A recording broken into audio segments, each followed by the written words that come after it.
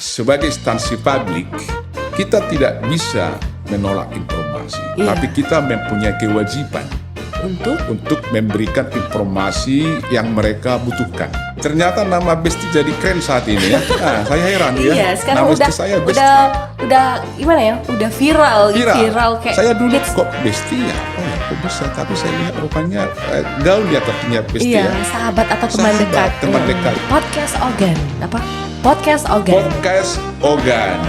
Podcast Pakatayon. Podcast Pakatayon. Nama Sinodang. Nama Sinodang Di pengadilan. di pengadilan. Oke, yang kedua podcast Pakatayon Nadengga di pengadilan. Panjang kali Bapak ini. Podcast Podcast Pakatayon Pakatayon Nadengga Nadengga di pengadilan. di pengadilan. Oke, mantap. Mantap. Halo Sobat Peradilan dimanapun Anda berada. Jumpa lagi di Podcast Ogan, obrolan gemilang pengadilan. Tempat ngobrolnya orang-orang mantap. Assalamualaikum warahmatullahi wabarakatuh. Halo Sobat Peradilan dimanapun Anda berada. Jumpa lagi di Podcast Ogan, obrolan gemilang pengadilan.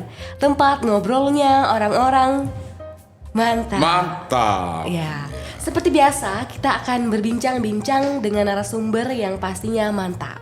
Di samping Rika udah ada Bapak Hasoloan Sianturi, Sarjana Hukum Magister Humaniora. Betul. Selaku Bapak Hakim Tinggi Pengadilan Tinggi Palembang ya Pak ya. Ya Bapak ini juga sebelumnya pernah menjabat sebagai Ketua Pengadilan Negeri Batu Raja pada tahun 2010 sampai 2011 ya Pak. Hui, Bapak ini asli mana Pak? Asli tentu orang Indonesia yang berasal dari Tapanuli, Sumatera Utara. Tapanuli, Sumatera Utara. Itu sukunya suku Batak Toba. Suku Batak Toba. Itu lokasinya berdekatan dengan Danau Toba, Pak? Oh iya. Iya. Kita berada di daerah sekitaran Danau Toba. Ya, salah satu super prioritas pariwisata Indonesia. Yang sangat terkenal banget terkenal. Apalagi dengan ceritanya ya tentang Danau Toba itu kan Udah pernah luar kesana biasa. belum? Sudah. Sudah dong. Agak sombong ya. Ada. Kemarin udah pernah ke sana, Pak, Iya, karena baik. diajak kebetulan Ibu Halida kan orang Medan juga ya. Oh, kenal dulu waktu Ibu Halida calon hakim di Lubuk Pakam, kami di sana bertugas sebagai hakim pen Lubuk Pakam. Oh iya, barengan sama Ibu Halida. Iya. Mungkin Ibu Halida di junior Bapak ya. Junior, Iya. calon hakim masih. Masih hakim, Bapak masih ketua. Bukan, hakim anggota. Oh, udah hakim anggota. Ya. Untuk anak Pak, udah ada berapa nih? Anak, puji Tuhan ada anak 2 orang, 1 perempuan, 1 laki. Ya, tapi selain itu kita juga punya anak angkat 2 orang. Oh, anak angkat 2 orang. Jadi total 4 ya Pak. Itu semua udah kerja semua ya Pak? Yang anak sudah, kalau bekerja sudah bekerja semuanya. Iya. Ya, kemarin yang anak angkat baru menyelesaikan studi S2 di London ya. Di London, luar biasa. Dan sudah kembali ke tanah air. Untuk anak yang pertama? Anak kandung. Iya. Anak kandung saat ini bekerja di PDAM ya. PDAM di Jakarta. Di Jakarta. Nah, yang lagi di swasta di perasuransian. Tapi sambil-sambilan jualan kopi. Jualan kopi. Itu usaha sendiri ya Pak ya? Ya, mereka patungan dengan beberapa orang temannya. Iya. Masa kuliahnya mereka bikin usaha jualan kopi.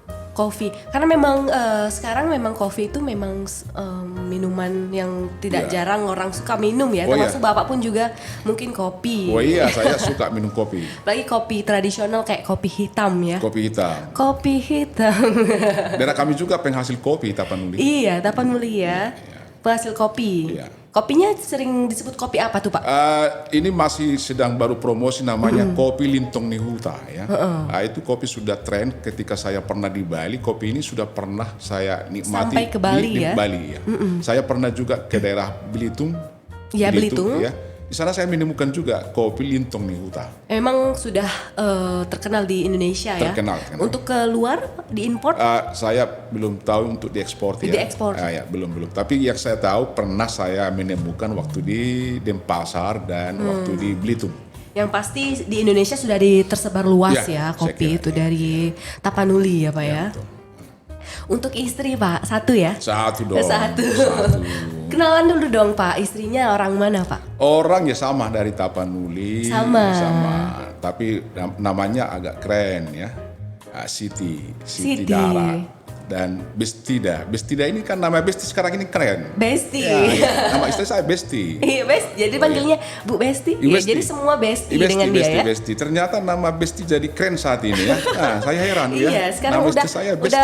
udah gimana ya? Udah viral kayak saya dulu hits. kok Besti ya apa ya? Kok bisa? Tapi saya lihat rupanya gaul ya artinya Besti ya. Iya, sahabat atau teman dekat. Teman dekat jadi, ya. Besti. Kalau sekarang itu kayak kalau Rika pun sendiri kalau misal manggil teman Besti sini dulu Besti. Biasanya seperti itu ya Pak ya. Iya. Karena memang ya sahabat teman dekat lah. Saya bangga nama istri saya, nama yang sering disebut orang sekarang ini ya. Besti dipanggilnya, tapi bukan Siti ya. Bukan. Yang Besti. kerennya aja yang diambil Besti. Kenalnya di mana Pak? Kenal waktu kuliah. Kuliah. Ya, tapi dekatnya waktu di Jakarta sama-sama merantau cari bekerja di Jakarta. Ya itulah namanya jodoh. Gak bakalan kemana. Nah. Bapak ke Jakarta, ketemu ibu juga di Jakarta. Iya, dia juga ke Jakarta, tapi sudah ketemu waktu kuliah di Medan. Kebetulan ibu juga seorang hakim? Atau? Tidak, dia. Apa, Pak? Dia dulu bekerja di pariwisata. Ya. Pariwisata. Tapi karena ikut suami, ya terpaksa pekerjaan itu ditinggalkan. Tapi basicnya adalah di pariwisata. Iya, Pak ngomong-ngomong nih untuk jenjang pendidikan nih. Bapak bisa dijelaskan Pak dari dulu tuh pendidikannya di mana? SD, SMP sampai SMA kuliah kan? SD-nya SD mana Pak? Oh ya, terima kasih. Saya dari awal dulu ya. Iya. Ya, tanpa pernah menginjak kaki di TK langsung SD seperti sekarang ya. Oh langsung SD? Ya nggak ada TK waktu zaman kami. SD di daerah Tapanuli juga. Di sana. Nah, baru SMP juga di kampung yang sama. SMA juga masih di Tapanuli ya. Baru masuk kuliah di Universitas Sumatera Utara, Fakultas Hukum. Itu S1. Satunya. Kemudian melanjutkan S2-nya S2. ketika kita bertugas setelah pindah dari beberapa tempat, pindah tugas ke Lubuk Pakam, kita punya kesempatan mengambil program S2 di USU. Nah, makanya produknya M-Hum dari sana. Berarti penempatan pertama Bapak ya yang di Jakarta? Penempatan sebagai hakim. Iya. Oh, calon hakimnya di Jakarta Barat. Hakim di Jakarta Barat. Baru dipindahkan sebagai hakim pertama di Pengadilan Negeri Gunung Stoli Pulau Nias Sumatera Utara. Nah, saya teruskan ya. Iya. Dari Gunung Stoli dipindah tugaskan ke Atambua, Nusa Tenggara Timur. Wow. Jauh. Mantap. Itu banyak pantainya keren ya Pak di sana Nusa Tenggara Timur ya? Oh iya, itu kan ada 2 pulau besar tapi ada beberapa pulau-pulau kecil. Mereka pengen loh Pak ke sana. Bapak itu suatu kesempatan yang luar biasa. Udah bisa itu ke mana Pak? Yang kedua ya, penempatan ketiga. Ke Atambua kedua. Nah, apalagi ya mencari pengalaman di tempat-tempat yang seperti itu ya suatu hal yang luar biasa Pak. Iya. Ya, kesan kita tentu banyak di sana ya. Iya, terus kemudian di mana lagi Pak? Setelah itu baru ke Lubuk Pakam, makanya ketemu dengan Ibu Halida. Balik lagi ke Sumatera. Ya. Dari Sumatera Utara Lubuk Pakam pindah ke daerah Jawa Barat, Kuningan ya. Kuningan. Di situ ketua kita adalah yang ketua KPT sekarang Pak Eka Kartika. Kemarin Pak Eka juga sempat podcast dan memperkenalkan bahwa dia memang pernah menjadi di sana. Ya, beliau lah pimpinan saya di Kuningan ya. Dari Kuningan balik lagi ke NTT jadi wakil ketua di Pengadilan Negeri Pengadilan Negeri Kalabahi di Alor. Nah, jadi 2 kali ke NTT. Nah, kata orang NTT itu nanti nasib tidak tentu, tapi saya mengambil sisi positif, nanti Tuhan tolong. Iya. Saya mengubah kata yang negatif. Nanti Tuhan tolong. Saya mengubah stigma negatif menjadi positif. Iya benar sekali. Nasib tidak tentu menjadi nanti Tuhan tolong. Kemudian melanjutkan jenjang karir ini kemana lagi Pak itu? Oh iya, baru setelah itu pindah ke Balai Bandung. Ketemu lagi dengan Pak Eka. Ketemu lagi? Ya memang selalu bertemu. Ketemu lagi di situ. Dari PN Balai Bandung menjadi ketua Pengadilan Negeri Batu Raja. Oh, dari Balai sana kemudian ke Batu Raja 1 tahun. 2010-2011. Iya. Pada saat itu Pengadilan Negeri Batu Raja kesannya gimana sih Pak menurut Bapak pada saat itu? Ya itulah saya bangga. Waktu itu jauh artinya masih pertama mungkin dari sisi anggaran belum seperti sekarang ya. Iya. Kedua, di zaman itu reformasi birokrasi ya belum seperti sekarang. Kalau sekarang ini sudah jauh beda ya.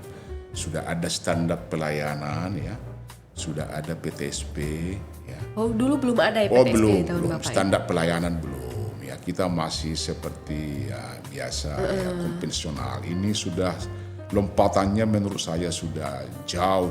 10 tahun yang lalu saya di sini dengan sekarang sudah jauh beda menurut saya. Baik dengan tampilan gedung, fisik, prasarana udah jauh. Tapi Pengadilan Negeri Batu Raja yang sekarang ini tak lepas dari bimbingan dan pengawasan dari Hakim Tinggi loh Pak.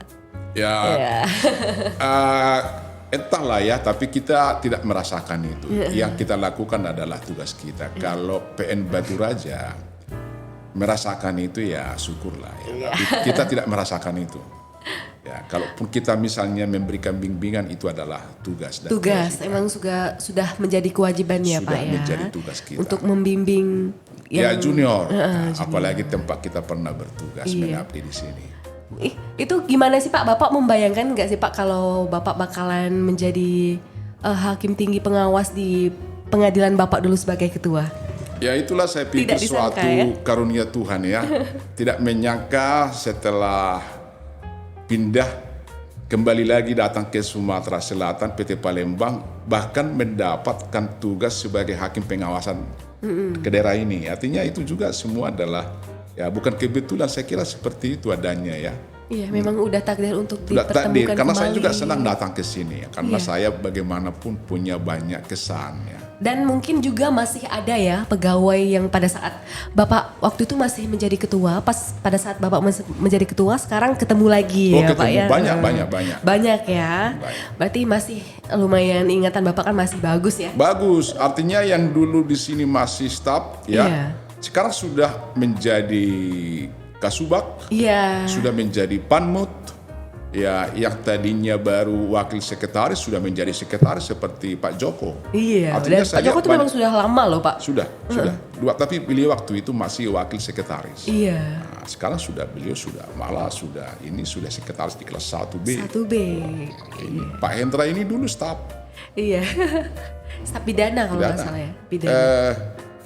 Ya saya lupa, tapi dulu masih staf, sekarang sudah kasubag. Ya. Iya. Banyak di sini sudah naik. Kemudian dari Batu Raja pindah lagi Pak. Kemana itu? Ya ke Denpasar. Denpasar, Iya, Bali. Denpasar, Bali. Bapak nggak lepas dari pantai ya? Oh iya. Pantai. Di Nias pantai. Iya. Di Atambua pantai. Di Alor pantai.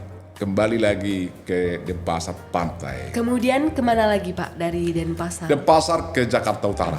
Jakarta Utara. Itu kalau tidak salah nih Pak ya, Rika sering nonton di YouTube juga Bapak pernah sebagai humas ya pada saat itu ya Pak, untuk menangani, pernah sering masuk TV ya kan. Itu gimana sih Pak kesan Bapak pada saat itu tuh menangani menjadi seorang humas? Ya. Baik ya, ini memang pertama sekali ya memang sebutannya pada waktu itu adalah humas. Ya. Iya. Tapi kalau kita melihat atau mengacu kepada Perma nomor 7 2015 Iya. ya, di pasal 1 ayat yang ketiga, sebenarnya hakim itu menurut Perma itu adalah juru bicara. Iya, juru bicara. Ya, juru bicara pengadilan ya. Tapi udahlah, artinya ya itu zaman itu ya. Jadi saya dipercaya menjadi humas atau juru bicara itu pertama di Denpasar, Bali. ya. Kemudian setelah dipindahkan ke Jakarta Utara, juga mungkin karena ada informasi saya mendapatkan kepercayaan sebagai humas di Denpasar oleh pimpinan Jakarta Utara juga menugaskan Diberi saya kepercayaan ya, Pak. sebagai humas Juru atau bicara, juru ya. bicara pengadilan. Itu gimana Pak? Apakah orang kan sempat pastinya ya wartawan nanyanya ke Bapak pada saat itu. Itu bagaimana sih sikap dan Bapak cara untuk menanggapi masyarakat yang bertanya-tanya gitu?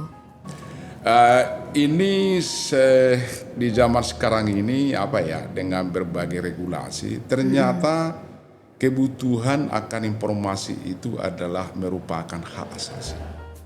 Ya, Jadi kita harus menyadari itu dulu bahwa orang yang butuh informasi itu juga adalah kebutuhannya sebagai orang yang harus kita hormati. Karena itu adalah hak asasi orang minta butuh informasi. Jadi harus kita beri informasi tersebut. Pak. Karena kalau sekarang juga kan banyak ya keterbukaan informasi. Salah satu KIP ya kan, keterbukaan informasi publik. Sebagai instansi publik kita tidak bisa menolak informasi, tapi kita mempunyai kewajiban untuk memberikan informasi yang mereka butuhkan. Iya.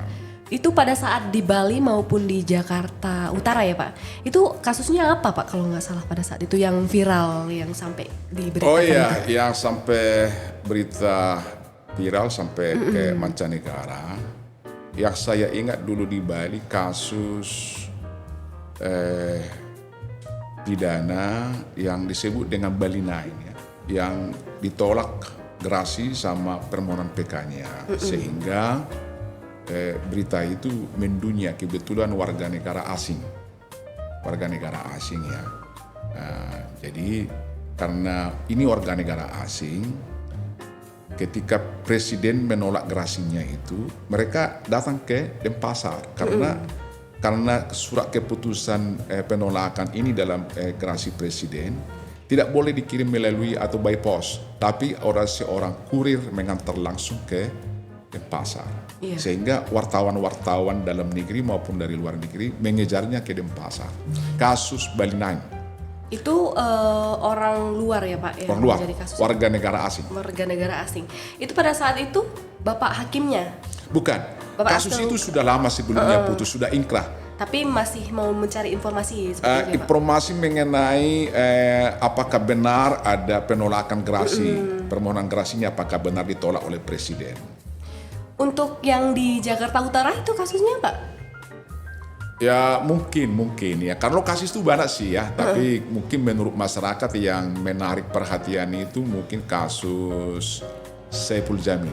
Yang artis-artis dan sekarang udah keluar ya kalau nggak salah Pak, tahun ini udah keluar, kemudian tapi dia tidak diperbolehkan untuk tampil di televisi lagi. Ya, yang kedua kasus yang dulu menarik itu kasusnya Gubernur DKI zaman itu Pak BTP. Iya, Ahok ya Pak. Ya. Itu yang sempat viral juga dan Bapak yang menjadi juru bicara pengadilan ya Pak. Iya, keren sekali. Keren. Itu kebetulan sekali juga Bapak pada sedang ada di sana ya. Salah satu hal yang pasti viral ya Pak. Apalagi kalau misalnya Bapak menjadi juru bicaranya ya masuk TV pada saat itu ya Pak. Masuk TV. Artis pengadilan. Artis namanya itu ya. Artis pengadilan. Iya, betul. Ya kemudian untuk setelah itu kemana lagi Pak? Baru itulah kita langsung mendapatkan penugasan menjadi hakim tinggi di PT Pengadilan Tinggi Jambi. Jambi ya, langsung jadi hakim pengadilan tinggi. Jambi ya. Jadi jenjangnya itu lumayan singkat tapi ya Pak? Di Jakarta mungkin tidak sampai 2 tahun ya. Iya, tidak sampai 2 tahun. Ya. Berarti Bapak itu hanya menjadi ketua di mana aja Pak? Di sini saja. Hanya di sini kan? Ya. Maksudnya sudah menjadi hakim tinggi loh gitu. Ya, hakim tinggi. Apa karena pada zaman waktu itu masih masih sedikit orang pintar atau gimana? Saya kira mungkin dari sisi waktu ya, dan golongan mungkin sudah waktunya kita. Golongan Bapak lumayan tinggi juga mungkin pada saat itu. Jadi sudah mungkin memenuhi syarat dari sisi golongan, masa kerja dan usia kita. Iya. Sudah dari pengadilan Jambi langsung Palembang. Palembang. Nah, apalagi gitu, luar biasa emang ya, Pak Hasoloan Sianturi, SIM. Palembang memang keren ya. Emang, tapi Pak, mereka kemarin sempat menonton film yang tentang Medan ya Pak ya. Tapi memang kebanyakan orang Medan itu memang senang sama hukum ya Pak. Atau memang Bapak sendiri mungkin memang memiliki cita-cita untuk menjadi hakim Pak? Oh ya, mungkin itu sudah mulai tumbuh waktu masih kuliah SMA. SMA. Kebetulan waktu kita lagi ada waktu, teman ngajak kita itu menonton persidangan. Iya. Ya, jadi rupanya seperti ini kalau hakim itu pakai toga ya, dan ketika memasuki ruang persidangan orang berdiri memberi hormat. keren juga hakim, Iya, kira-kira keren begitu. juga. Ini termotivasi. Kemudian pada saat itu berarti terinspirasi untuk menjadi cita-cita Bapak jadi hakim ya Hakim. Pak ya. Jalurnya harus fakultas hukum. Ya, berarti memang sudah cita-cita Bapak ya. Sudah. Dan sejak itu SMA. munculnya pada saat SMA. Ya.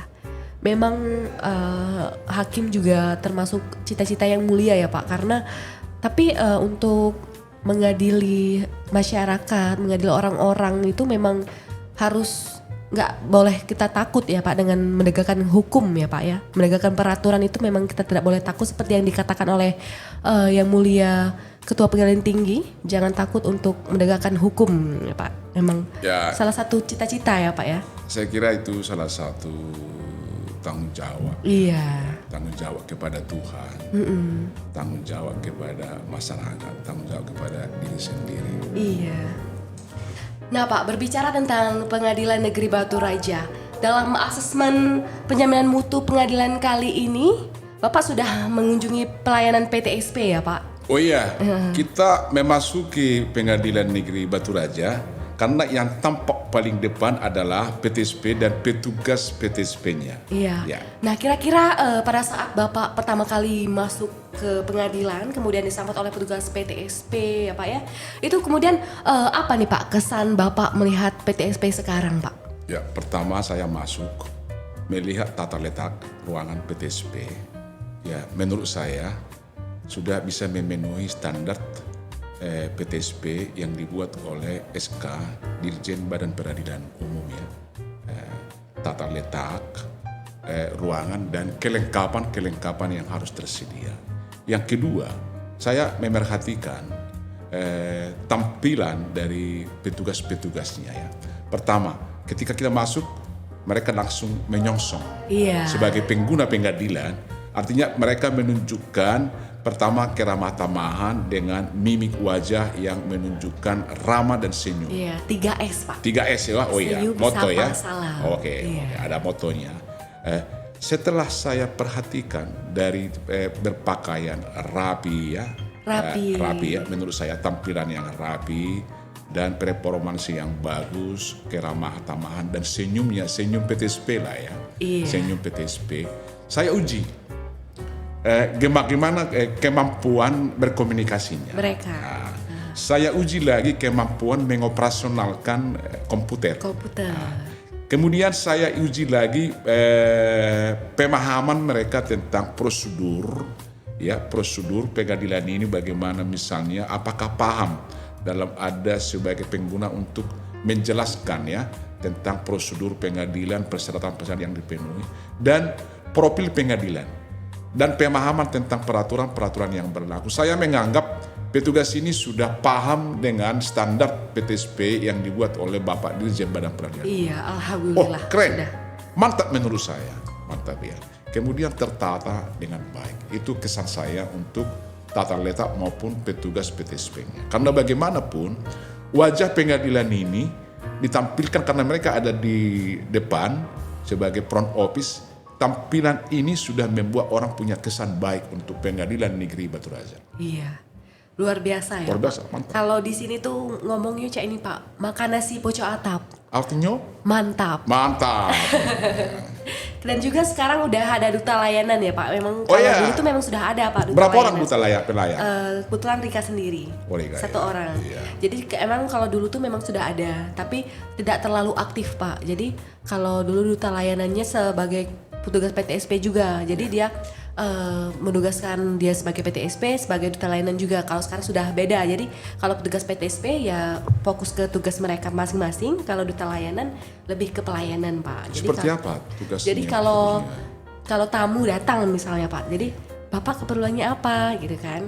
Kalau sama satpam kan mungkin nih kalau bapak-bapak kan agak takut ya, tapi kalau lihat cewek kan mungkin. Oh iya. Kemudian kita langsung kesini Pak, kita ke informasi dulu, kemudian nanti kira-kira keperluan Bapak apa, nanti bisa langsung ke mana Oh, disitulah gitu. tugas dan perannya seorang duta pelayanan. Nah kemudian juga Pak, kalau di Pengadilan Negeri Batu Raja ini kan mungkin masyarakatnya kan masih ada masyarakat di pelosok ya. Mungkin mereka juga agak kurang paham mengenai teknologi sekarang yang berbasis internet. Iya. Nah, jadi Jadi sekarang kan era terang menggunakan internet ya. Jadi kita ajarin Pak. Jadi Rika ajarin Pak seperti ini, seperti itu Pak. Iya. Artinya sudah bisa dijelaskan apa itu era terang? Jadi kita jelaskan kan, tapi mereka sudah dijelaskan oleh petugas PTSP. Nah dia nggak bisa kan mendaftarkan melalui online. Jadi kita yang mengajari, mau di sini sudah disediakan komputer, jadi kita datang, gini Pak, ini komputernya caranya seperti ini, jadi kita ajari tata caranya. Baik. Jadi itu bagian daripada melengkapi tugas PTSP. Iya, jadi lebih melengkapi tugas PTSP ya. Jadi tapi Rika fokusnya dengan melayani tadi karena memang duta pelayanan. Pantas harus tampil rapi, modis ya, cantik ya. Iya.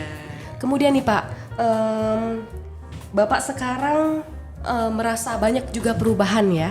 Mungkin dari di zaman Bapak dulu dengan sekarang begitu banyak perubahan. Nah, boleh nggak nih Pak cerita sedikit untuk perubahan yang sekarang di masa Bapak dengan sekarang itu yang terkesan ya menurut Bapak itu apa sih yang terkesan itu di hati Bapak sampai sekarang? Oh ya. Perubahan di pengadilan ini. Tentu karena kita dulu pernah tugas di sini ya. Iya. Untuk datang ke Batu Raja ini sudah sesuatu yang membuat hati kita senang. Benar. Tentu tidak mungkin lupa kita bahwa kenangan kita tentang pengadilan ini selalu ada dalam memori kita. Kita memasuki kantor ini karena saya lihat sudah berubah. Tapi memang dari segi kantor pun sudah berubah sudah ya berubah Pak? Ya, artinya yang saya lihat tidak seperti dulu lagi. Di mana dulu tempat ruangan ketua dan yang dulu dan sekarang sudah berubah. Iya, dulu Bapak sebagai ketua ruangannya di mana Pak? Di atas atau di bawah? Di bawah ya. Jadi saya pun sudah lupa di mana ruang karena sudah tidak nampak lagi menurut saya sudah berubah karena saya masuk itu sudah ada ruangan PTSP baru di mana ruangan ketua. Ternyata sekarang ini ruang ketua sudah di atas. Iya. Nggak berbeda. Kedua ada pembangunan gedung yang dulu belum ada ini ya. Saya lihat luar biasa perubahannya. Kemudian saya masuk, setiap ruangan sudah berbeda ya. Ruangannya sudah tampil lebih bagus, lebih rapi ya, lebih bersih. Berarti lebih memang dalam bentuk fisik ya Pak perubahannya. Mungkin tapi kalau pegawai-pegawainya tidak berubah ya. Maksudnya tidak berubah apanya? Tetap setia sama Bapak, tetap ceria gitu Pak. Ya mungkin sudah karakternya pengadilan ini, warga ini adalah orang yang selalu menghormati orang tuanya atau juga yang selalu sopan, ramah kepada setiap orang, apalagi pernah bertugas di sini. Ya, saya mungkin pun senang sekali. Lebih tepatnya kalau untuk secara fisik boleh berubah Pak, tapi cinta dan kasih sayang dari pegawai-pegawai kepada ketuanya tetap sama Pak. Sama. Artinya saya lihat kehangatan persaudaraan itu masih tetap terpelihara sampai sekarang ya. Alhamdulillah. Ya, berbicara tentang balik lagi nih ke bapaknya nih. Untuk hobi nih, dengar Bapaknya hobi jalan-jalan. Ya. Benar ya Pak? Ya ada hobi jalan-jalan tapi ya terbatas juga jalan-jalannya ya. Dulu Bapak, bukan dulu ya, tapi tempat yang paling sering Bapak kunjungi nih Pak, di mana nih? Tempat favorit? Saya tertarik dulu dengan di sini karena ada. Kalau di sini ya? Ada wilayah hukum kita namanya Blitang ya. Di sana ada irigasi yang sudah ada sejak zaman Belanda. Iya. Ya kan? Irigasi. Kalau di sini BK bilangnya. BK ya? BK. Irigasi sama. Jadi kita lihat, bagus sekali ternyata, luar biasa. Pantas ini merupakan lumbung beras untuk Sumatera Selatan. Kedua ada pariwisata yang menarik di sini, Danau Rano. Iya, Danau Rano. Terakhir kita bertugas di sini, sebelum kita pindah, kami mengajak semua warga pengadilan di sana berdharma wisata, makan di sana, main-main di sana, karena ada khas ikan mujahir yang mantap, enak sekali, lezat. Rupanya segar sampai juga Pak. Luar biasa enak. Karena kalau di sana itu terkenal emang ikan bakar mujair. Mujair. Waktu itu sempat jalan-jalan ya Pak ya? Dengan semua warga pengadilan negeri Batu Raja kita ke sana. Kemudian mungkin Bapak sudah ke Gua Putri di sini? Sudah? Saya mungkin tidak sempat, tapi teman-teman sudah, termasuk mungkin keluarga ya. Tapi saya entah kenapa ya belum sempat ke sana. Tapi sudah mendengarkan Gua Putri. Iya, kalau di luar Batu Raja nih Pak, di mana tempat favorit Bapak? Mungkin di semasa tempat Bapak bekerja di mana, entah itu di NTT apa atau di Palembang, tempat favorit yang berkesan nih Pak di mana? Kalau favorit Rika, semua favorit. Iya. Saya bersyukur kepada Tuhan ya, di mana saya bertugas semuanya punya kenangan manis semua. Ya. Artinya selalu saya merindukan untuk datang ke mana pernah saya bertugas. Dan itu saya buktikan beberapa tempat yang saya pernah bertugas di NTT. Iya. Seperti di Pulau Alor, kami pas di libur Lebaran itu kami ke Alor.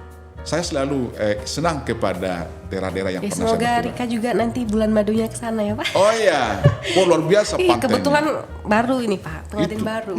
Oh iya. Tapi belum ngambil cuti untuk honeymoon. Iya. Ya, Doakan sepakat. semoga nanti. Ya, ke Kupang juga bagus pantainya. Katanya untuk pantai itu di pantai apa sih? Yang di Pink Beach itu Pak? Yang di mana, di Bali atau di NTT. NTT? Namanya Ada juga. saya lupa. Tapi pantainya di sana. Tapi memang di sana di NTT itu memang pantai bagus-bagus. Pantai karena pulau. Banyak pulau-pulau juga. Itu berarti bisa mandi dong ya Pak ya? Masih karena pantai landai ya. Jadi kita bisa berenang ya. Bagus juga pantai. Ya kalau nggak salah Labuan Bajo. Labuan Bajo. Nah, Rika Ya pengen di itu sana NTT, Pak. Labuan Bajo. Bapak udah pernah ke sana ke Saya Labuan belum. Bajo? Saya Belum. belum. Nanti kalau mau ke sana ajakin Rika ya. Ya. Insya Allah. Karena kalau nggak salah Rika itu tempat viral lagi hits sekarang Pak di Labuan Bajo itu. Nusa Tenggara ya. Luar biasa. Kemudian Sobat Peradilan pasti agak salah fokus sama Bapak Sianturi ini karena Bapak ini masih kelihatan muda. Wah, masih muda ya? Iya. Iya.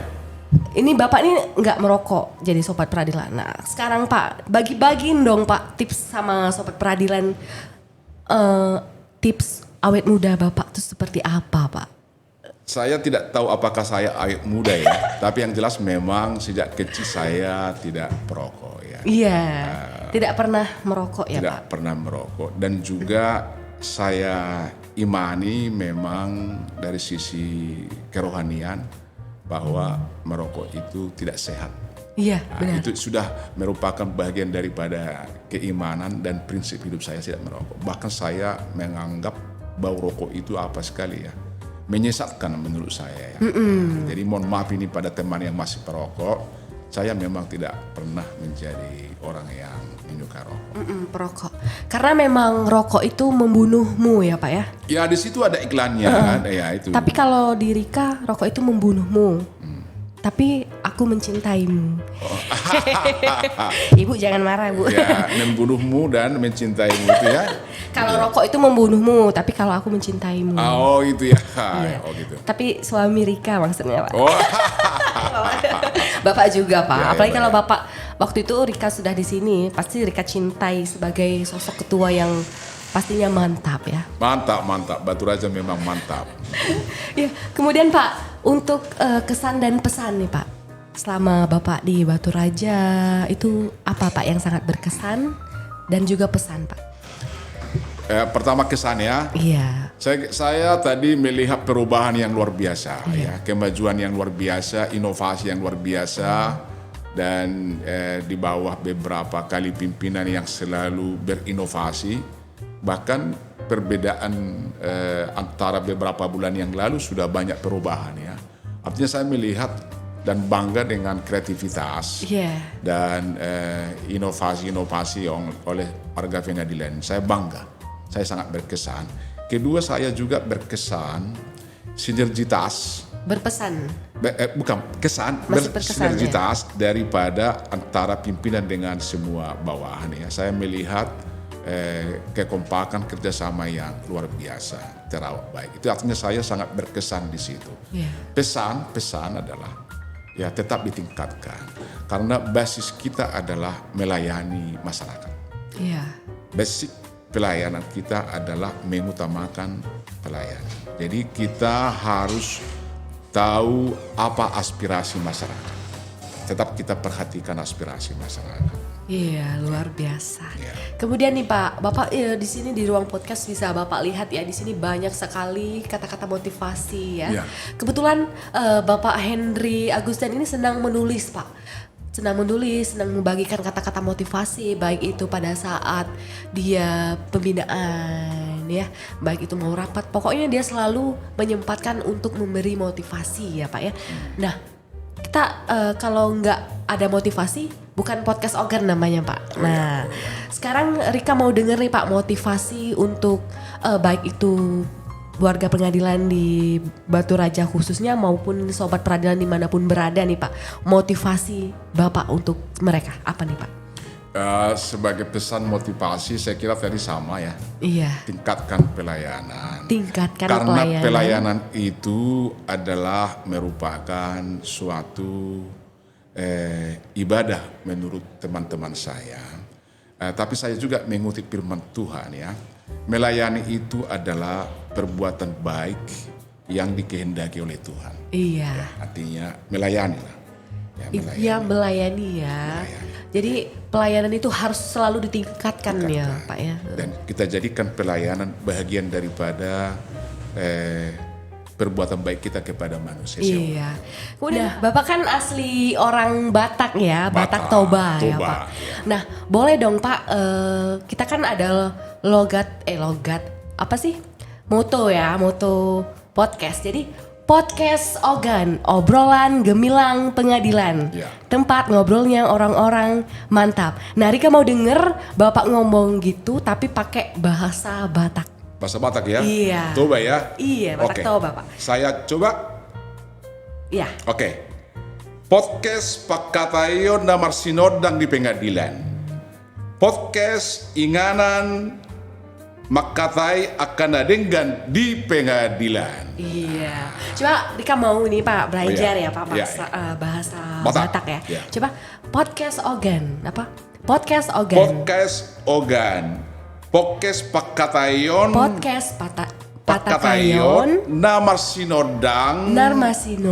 Di pengadilan. Iya. Oke, yang kedua podcast Pakatayon Nadengga di pengadilan. Panjang kali Bapak ini. Podcast Pakatayon Nadenggan di pengadilan. Ya, oke, mantap. Oke, mantap.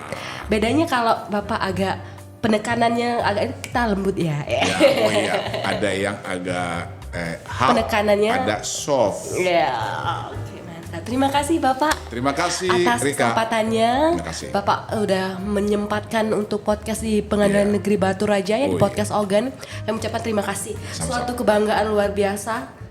Rika sendiri pun bangga ya bisa podcast bareng Bapak. Terima kasih. Saya juga bangga diberi kesempatan untuk berbicara di podcast ini. Iya. Bangga. Salah satu kemajuan PEN Batu Raja.